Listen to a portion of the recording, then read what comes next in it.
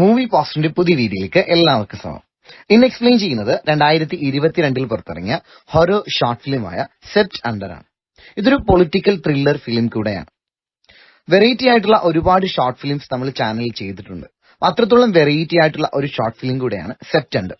ഇനിയും ഒരുപാട് variety short films പുറകെ വരുന്നുണ്ട്. അപ്പോൾ പുതിയ വീഡിയോകൾക്കായി സബ്സ്ക്രൈബ് ചെയ്യാനും മറക്കണ്ട. ഇതിലെ പ്രധാന കഥാപാത്രം ക്യാം ആണ്. ക്യാം കംബോഡിയയിൽ നിന്ന് അമേരിക്കയിലേക്ക് ഇപ്പോൾ അവൻ വളർന്ന് വലുതായി പുതിയൊരു വീടൊക്കെ വെച്ച് അവിടേക്ക് മാറുകയാണ്. ആ സമയത്ത് അവന്റെ സിസ്റ്റർ അവനൊരു കാർപ്പറ്റ് സമ്മാനമായി കൊടുക്കുന്നുണ്ട്. ആ കാർപ്പറ്റുമായി ബന്ധപ്പെട്ട് പിന്നീടുണ്ടാവുന്ന കാര്യങ്ങളാണ് ഈ ചിത്രത്തിൽ അവതരിപ്പിച്ചിരിക്കുന്നത്.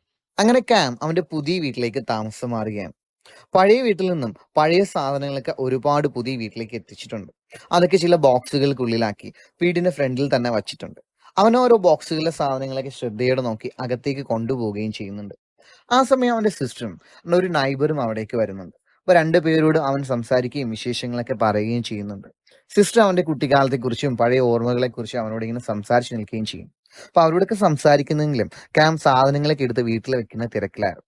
അങ്ങനെ ഒരു ബോക്സിൽ സാധനങ്ങളൊക്കെ എടുത്ത് വീട്ടിലേക്ക് വെക്കുമ്പോൾ നിലത്ത് വെച്ചിട്ട് അവൻ തിരിയുമ്പോൾ അവിടെ ഒരു കാർപ്പറ്റ് ഇരിക്കുന്നവൻ കാണുന്നുണ്ട്. കാർപ്പറ്റ് ഇങ്ങനെ ചുരുട്ടി കെട്ടി കയറ് കൊണ്ട് കെട്ടിയ നിലയിലായിരുന്നു. കാണുമ്പോൾ ഒരു ചുവന്ന കാർപ്പറ്റാണെന്ന് മനസ്സിലാവും.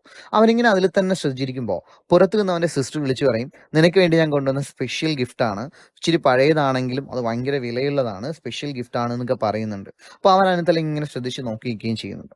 എന്നിട്ട് അവൻ ആ കാർപ്പറ്റിനെയും കൊണ്ട് പുറത്തേക്ക് വരുന്നുണ്ട്. കാരണം കാർപ്പറ്റ് ഇച്ചിരി പഴയതായിരുന്നു. അപ്പൊ അതിനകത്ത് ഒരുപാട് പൊടിയൊക്കെ ഉണ്ടായിരുന്നു. അപ്പൊ അതിനെയും കൊണ്ട് അവൻ എന്ത് ചെയ്യുന്നു, പുറത്തേക്ക് വരുന്നുണ്ടായിരുന്നു.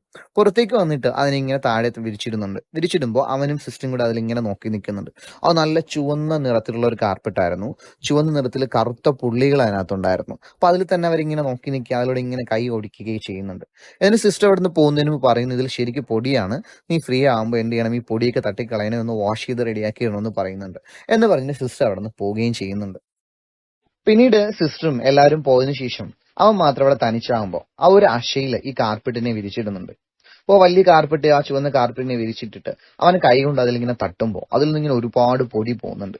അപ്പൊ എങ്ങനെയെങ്കിലും പൊടി കളയുന്നതിന് വേണ്ടിയിട്ട് അവൻ ഒരു ബേസ്ബോൾ ബാറ്റൊക്കെ എടുത്തിട്ട് ആ കാർപ്പറ്റിലേക്ക് അടിക്കുന്നുണ്ട്. ആ കാർപ്പറ്റിലേക്ക് അടിക്കുമ്പോൾ അതിൽ നിന്ന് ഒരുപാട് പൊടി ഇങ്ങനെ പോകുന്നുണ്ട്. അപ്പൊ പൊടി കളയാനായിട്ട് അവൻ വീണ്ടും വീണ്ടും ശക്തിയായിട്ട് കണ്ണൊക്കെ അടച്ചു പിടിച്ചിട്ട് ഇങ്ങനെ അടിക്കുകയാണ്. അങ്ങനെ മൂന്നാമത്തെ അടിക്കുമ്പോൾ ആ ബേസ്ബോൾ ബാറ്റ് കാർപ്പറ്റിനുള്ളിലേക്ക് ഇറങ്ങി പോകുന്നുണ്ട്. ഉള്ളിലേക്ക് ഇറങ്ങി പോകുന്ന മാത്രമല്ല, അത് തിരിച്ചെടുക്കാനും പറ്റുന്നില്ല. ആരോ ഉള്ളിൽ നിന്ന് പിടിച്ചു വെക്കുന്ന പോലെയാണ് അവന് തോന്നിയത്. അവൻ കുറച്ചുകൂടി ശക്തിയായിട്ട് പിടിച്ചു വലിച്ചിട്ടാണ് അതിനെ പുറത്തേക്ക് എടുക്കുന്നത്. അങ്ങനെ പുറത്തേക്ക് എടുക്കുമ്പോൾ കാർപ്പറ്റിൽ ഒരു ഹോൾ ഉണ്ടാകും. അവൻ ആ ഹോളിലേക്ക് തന്നെ ശ്രദ്ധിച്ചു നോക്കി. അവൻ അടുത്തേക്ക് വന്ന് ആ ഹോളിനകത്തേക്കൊക്കെ നോക്കുന്നുണ്ട് എന്താണെന്ന് അറിയാൻ വേണ്ടിയിട്ട്. എന്നിട്ട് ആ വിരിച്ചിട്ടിരിക്കുന്ന അപ്പുറത്തെ സൈഡിലേക്ക് കാർപ്പറ്റിൽ നോക്കുമ്പോൾ ആ ഹോള് അപ്പുറത്തെ സൈഡിലില്ല. അതായത് ആ പുറമേ സൈഡിൽ മാത്രമേ ആ ഹോള് വന്നിട്ടുള്ളൂ. അപ്പൊ എന്താണെന്ന് അവൻ കണ്ടിട്ടൊന്നും മനസ്സിലായില്ല. അവൻ അടുത്തേക്ക് വന്ന് ആ കാർപ്പറ്റിൽ ഇങ്ങനെ പതിയെ തടവി വരുമ്പോൾ ആ കാർപ്പറ്റിൽ നിന്റെ ആ കറുത്ത പുള്ളിയുള്ള ഭാഗത്ത് നിന്നും അവന്റെ കയ്യിലേക്ക് മുടി പോലെ കുറെ ഭാഗങ്ങൾ അവന്റെ കയ്യിലേക്ക് ഇങ്ങനെ ഇളകി വരുന്നുണ്ട്. അപ്പൊ അവൻ ഇങ്ങനെ ശ്രദ്ധിച്ചു നോക്കിയിട്ട് എന്താണെന്ന് മനസ്സിലാവാതെങ്കിൽ തന്നെ ശ്രദ്ധിച്ചു നോക്കിയിരിക്കായിരുന്നു. എന്നിട്ട് അവൻ വീണ്ടും ആ കറുത്ത പുള്ളിയിൽ കൈകൾ കൊണ്ട് ശക്തിയായിട്ട് ഇങ്ങനെ പിടിച്ചു വലിച്ചെടുക്കുമ്പോൾ തലമുടി പോലെ കുറെ ഭാഗങ്ങൾ അവന്റെ കയ്യിലേക്ക്. അവിടെ എന്താണ് സംഭവിക്കുന്നതെന്ന് ക്യാമിന് മനസ്സിലായില്ല. അവന്റെ കയ്യിലേക്ക് പിന്നെയും മുടിയിഴകൾ വന്നുകൊണ്ടേയിരുന്നു ആ കറുത്ത പുള്ളിയിൽ നിന്ന്. ഒന്ന് പേടിയൊക്കെ ഉണ്ടായെങ്കിലും അവൻ ആ കാർപ്പറ്റിനെടുത്ത് പുറത്ത് മുറ്റത്തേക്ക് വിരിച്ചിടുകയും ആ ബേസ്ബോൾ ബാറ്റിനെ ആ കാർപ്പറ്റിന് പുറത്തേക്ക് തന്നെ വയ്ക്കുകയും ചെയ്യുന്നു.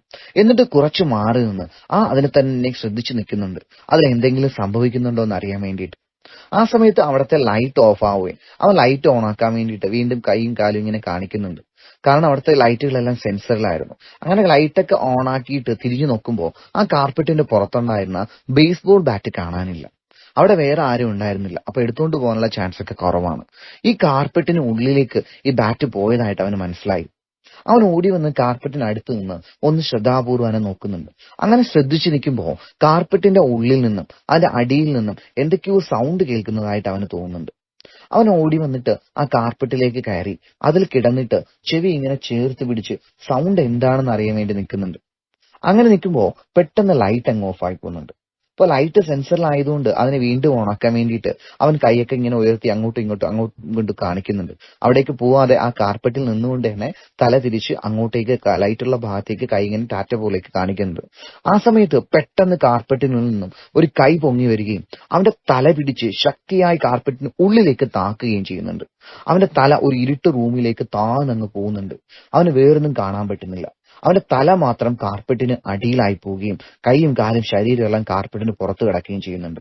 അപ്പൊ കാർപ്പറ്റിന് ഉള്ളിലേക്ക് പോയി അവന്റെ തല ഒരു ഇരുട്ട് മുറിയിലായതുപോലെ അവന് ഫീൽ ചെയ്യുന്നുണ്ട്. ആ സമയത്ത് അവൻ കാണുന്നുണ്ട് അവന്റെ കയ്യിൽ നിന്ന് പോയ ആ ബേസ്ബോൾ ബാറ്റ് ആരോ എടുത്തുകൊണ്ട് ആ ഇരുട്ടിലൂടെ വരുന്നു. പെട്ടെന്ന് ആ ബേസ്ബോൾ ബാറ്റ് ഉയർന്നു വരികയും ആ ബാറ്റ് കൊണ്ട് അവന്റെ തലക്കടിച്ച് അവനെ കുറെ തവണ അടിച്ച് അവനെ കൊല്ലുകയും ചെയ്യുന്നുണ്ട്. എന്നിട്ട് അവന്റെ ഡെഡ് ബോഡിയെ ആ കാർപ്പറ്റ് തന്നെ ഉള്ളിലേക്ക് വലിച്ചെടുത്ത് അവനെയും അതിനുള്ളിലേക്ക് കൊണ്ടുപോകുന്നുണ്ട്. അങ്ങനെ പിറ്റേ ദിവസം നേരമൊക്കെ വെളുത്തിട്ട് അവനെ കാണാതെ വരുമ്പോ അവന്റെ സിസ്റ്ററും അയൽക്കാരനും കൂടെ വന്ന് അവിടേക്ക് നോക്കുന്നുണ്ട്. ഫോൺ വിളിച്ചിട്ടൊന്നും അവനെ കിട്ടുന്നുമില്ല. അവന് കുറെ അന്വേഷിച്ചെങ്കിലും അവനെ കണ്ടെത്താൻ കഴിഞ്ഞിട്ടില്ല. എവിടെ പോയി എന്ന് അവരിങ്ങനെ ശ്രദ്ധിച്ച് നിൽക്കുന്നുണ്ട്. ആ സമയത്ത് മുറ്റത്ത് ആ കാർപ്പറ്റ് കിടക്കുന്നവർ കാണുന്നുണ്ട്. കാർപ്പറ്റ് കിടക്കുമ്പോൾ അവർ വേറെ തലക്കടിയിട്ട് മരിച്ചിട്ട് അതിനകത്ത് തന്നെ കിടപ്പുണ്ടായിരുന്നു. അവന്റെ സിസ്റ്ററും മറ്റൊരു അയൽക്കാരനും ആ കാർപ്പറ്റിന്റെ പുറത്തൂടേക്ക് ഇങ്ങനെ നടക്കുന്നുണ്ട്, എന്തെങ്കിലും ഉണ്ടോ എന്നൊക്കെ അറിയാൻ വേണ്ടിയിട്ട്. ആ സമയത്ത് നടക്കുമ്പോ ആ കാർപ്പറ്റ് ഇങ്ങനെ അനങ്ങുമ്പോ അതിനകത്ത് ഒരുപാട് തലകൾ ഉണ്ടായിരുന്നു. പിന്നീട് ക്യാമിനെ കാണാതെ വരികയും അവര് ആ കാർപ്പറ്റിനെയൊക്കെ ചുരുട്ടിക്കയറ്റി അവിടെ വെച്ചിട്ട് പോവുകയും ചെയ്യുന്നുണ്ട്. ആ സമയത്ത് വലിയൊരു കാറ്റടിക്കുകയും കാർപ്പറ്റിന്റെ ഒരു ഭാഗം ഇങ്ങനെ പുറകിലേക്ക് മാറുകയും ചെയ്യുന്നുണ്ട്. ആ സമയത്ത് അതിൽ എഴുതി കാണിക്കുന്നുണ്ട് this is made in USA. ഈ കാർപ്പറ്റ് നിർമ്മിച്ചിരിക്കുന്നത് അമേരിക്കയിലായിരുന്നു എന്ന്. ഈ ഷോർട്ട് ഫിലിം പറയുന്നത് അതാണ്. പണ്ട് ഏഷ്യൻ രാജ്യങ്ങളിൽ പാവപ്പെട്ട കുറേ ആൾക്കാരെ അമേരിക്ക യുദ്ധം എന്ന് പറഞ്ഞ് കൊലപ്പെടുത്തിയിട്ടുണ്ട്. അപ്പൊ അങ്ങനെയുള്ളൊരു പൊളിറ്റിക്കൽ ത്രില്ലറായിട്ടാണ് ഈ ഷോർട്ട് ഫിലിം ചെയ്തിരിക്കുന്നത്. അപ്പൊ ഇന്നത്തെ ഷോർട്ട് ഫിലിം ഇഷ്ടപ്പെട്ടിട്ടുണ്ടെങ്കിൽ ലൈക്ക് ചെയ്യാനും കമന്റ് ചെയ്യാനും മറക്കണ്ട. പുതിയ വീഡിയോയ്ക്ക് വേണ്ടിയിട്ട് സബ്സ്ക്രൈബ്